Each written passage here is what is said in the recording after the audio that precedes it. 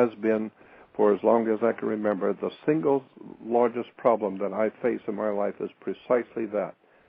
Because mostly what I'm doing is talking to a world that has no idea in the world what I'm talking about.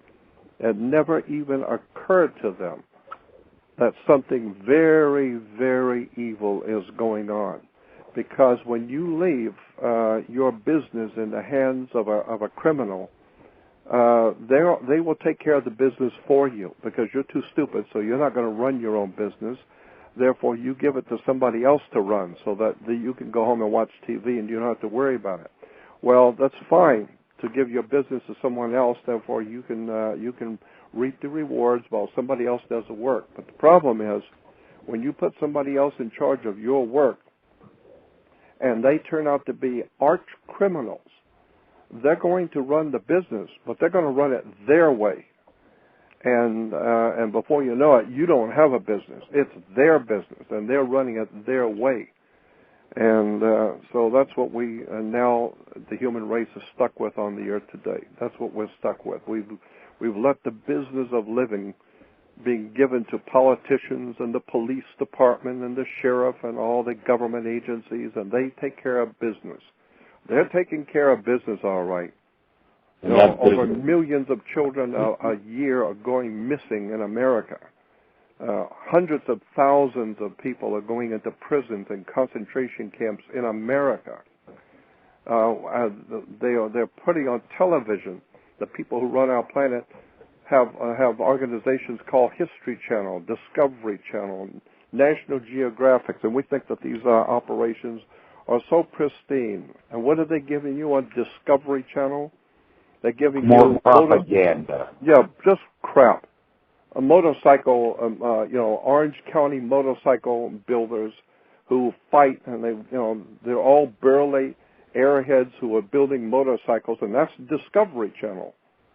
And that's what we're supposed to discover. And then they've given us 24 hours a day prison movies, documentaries on prisons and gangs and motorcycle gangs, and that's what we are supposed to see on Discovery. So what they're doing is the people behind the scenes are manipulating the whole human race. And, of course, their children are going to special universities that you don't even know exist.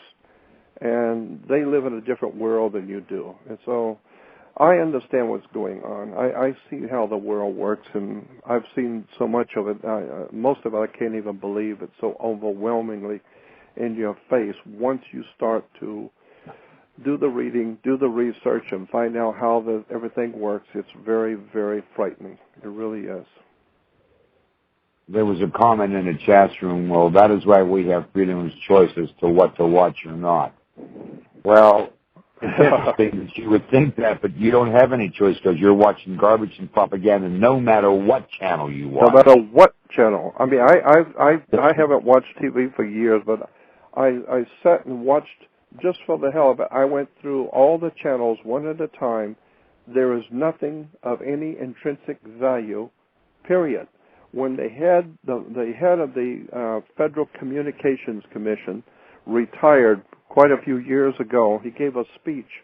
I still have that speech. This is the president of the head of the Federal Communications. And he said that television is a vast wasteland of no value to any human whatsoever. It's a vast wasteland. And I thought, well, if he's the head of the Federal Communications Commission, he should know. And in his retirement speech, he said, there's nothing out there of any intrinsic human value, period. And by their fruits you shall know them. So look at the fruitage of this country watching all of TV, whatever it is. Look at the fruitage. We are a mentally unbalanced people. We are mentally deficient. We can't find our way out of a paper bag. Stupidity rules as king. Our governments are corrupt. Our education is corrupt. Our entire Western civilization of religion, government, and commerce are totally corrupt. That is the fruit of what we have been given for the last 100 years. And so I don't care. Go sit and watch anything you want. But I'm telling you that the entire thing has been rigged. The entire setup of education and entertainment has been rigged from the day it started. So there's and of course you don't have to say anything about Hollywood. If you don't know about Hollywood now, I'm not going to tell you anything. So it's an incredible story. I'm well aware, or at least I think I'm well aware of the garbage that comes out of Hollywood. Yeah, it's a mess. It's a real mess, and it's getting worse every day. So and the only salvation is in the spiritual grounding, to ground the human mind in spiritual values, intellectual values. But that seems to be gone from the earth now. Grounding in true spirituality and intellectual knowledge and wisdom, all of that is missing. It's gone. So today, young people are not told anything. They're not taught anything in school.